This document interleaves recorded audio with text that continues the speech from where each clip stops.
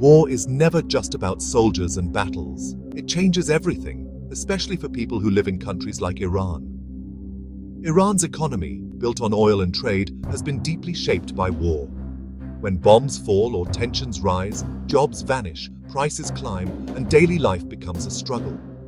These changes are not just numbers, they are real stories from real people. Iran is a key country in the Middle East, and what happens to its economy affects millions. To understand the region, we must look at what war has done to Iran's money, markets, and people. How does war ripple through Iran's shops, oil fields, and homes? The answer is not simple. Let's start by looking at the big conflicts that have shaped Iran's modern history and set the stage for its economic challenges. Iran's history is full of ups and downs, but few events have shaken it like war. The most important was the Iran-Iraq War from 1980 to 1988. This long and bloody conflict changed the country forever. Hundreds of thousands died, and cities and oil fields were destroyed. The war did not end with a clear winner, but both sides lost a lot, especially economically. Even after the Iran-Iraq War, Iran has faced new kinds of conflict. Sometimes these are not battles with guns, but tensions with other countries. For example, the last decade has seen rising problems with the United States and its allies. These tensions can lead to sanctions, which limit Iran's ability to trade or sell oil. Sanctions hit the economy hard, almost like a silent war.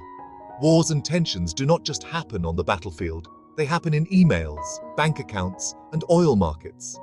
Each of these events shakes the economy in different ways. To understand how this affects people's lives, we first need to see how the Iran-Iraq War changed everything. The Iran-Iraq War was like an earthquake for Iran's economy. Before the war, Iran was one of the world's biggest oil producers. The money from oil helped pay for schools, roads, and healthcare. But when the war started in 1980, everything changed overnight. Bombs damaged oil fields and refineries. Ships carrying oil were attacked in the Persian Gulf. The money from oil exports dropped by more than half. Factories and farms also suffered. Many workers left their jobs to fight or had to move away from war zones. Roads, bridges, and ports were damaged, making it harder to move goods or export them. Prices for basic goods, like bread and medicine, went up sharply. The government had to spend most of its money on the war effort. Inflation became a big problem, and salaries didn't keep up. Many families struggled to afford enough food or fuel. By the end of the war in 1988, Iran's economy had lost an estimated $500 billion in today's money. Recovery was slow, and the scars were deep. War is more than headlines or government talks. It changes the lives of millions in simple, everyday ways. When the Iran-Iraq War started, many people lost their jobs. Factories closed or cut back on workers because they could not get materials or customers. Farmers in battle zones lost their land, and shopkeepers had fewer customers. Prices for food, medicine, and other basics often doubled or tripled. Inflation hit hardest for the poor and middle class. Many families had to make hard choices, sometimes skipping meals or missing out on medicine. Children were also affected, with some leaving school to help support their families. Hospitals and clinics were crowded, and medicines were often in short supply. Even getting fuel for heating in winter became a struggle. These changes were not temporary.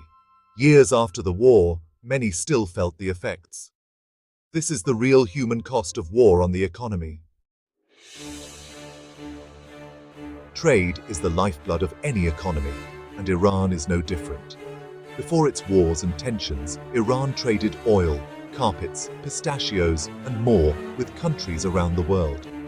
But war changes everything. During the Iran-Iraq War, many countries stopped trading with Iran because it was too risky. Ships were attacked and insurance costs soared. Sanctions made things even worse. In recent decades, tensions with the United States and Europe pressured many countries to stop trading with Iran. Big companies left, meaning fewer jobs and less money coming in.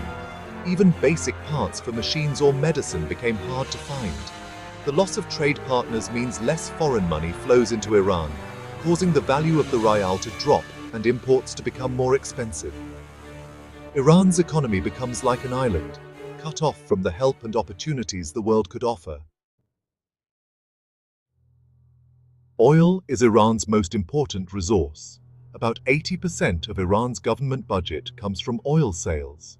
During peaceful times, this money built roads, schools, and hospitals.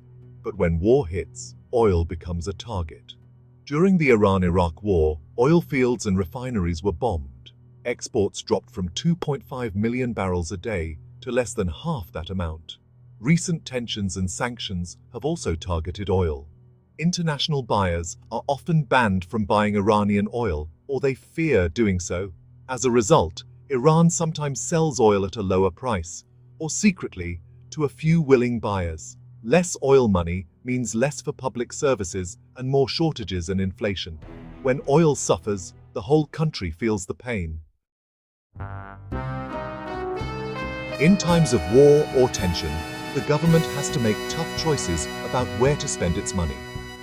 During the Iran-Iraq War, more than half the national budget went to the military.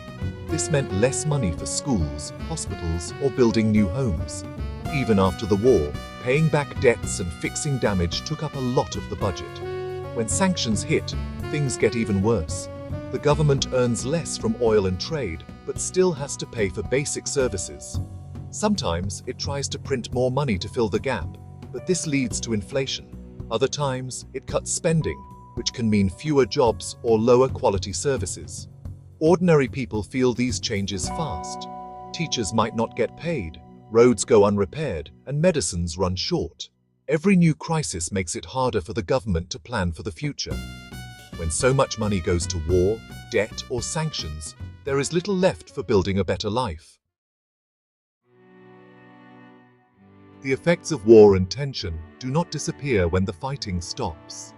Iran's economy still carries the scars from past conflicts. Many factories and oil fields damaged in the 1980s took years to rebuild. Some regions are still poorer or less developed because of war damage. Sanctions and ongoing tensions keep new wounds open. Young people struggle to find good jobs because companies cannot trade or grow. Families worry about rising prices and whether they can afford food, rent, or medicine. Some Iranians choose to leave the country to seek better opportunities elsewhere. International investors often stay away, meaning less foreign money to build new factories or technology. The long shadow of war shapes every part of life: work, education, health, and hope for the future. The story of war and Iran's economy is not just about the past. It is a warning for today and tomorrow. Every new conflict or tension adds to old problems and creates new ones. Jobs, prices, trade, and oil are all affected. Most of all, it is the ordinary people who pay the price in their daily lives. When we talk about Iran, we must remember the human cost behind the numbers.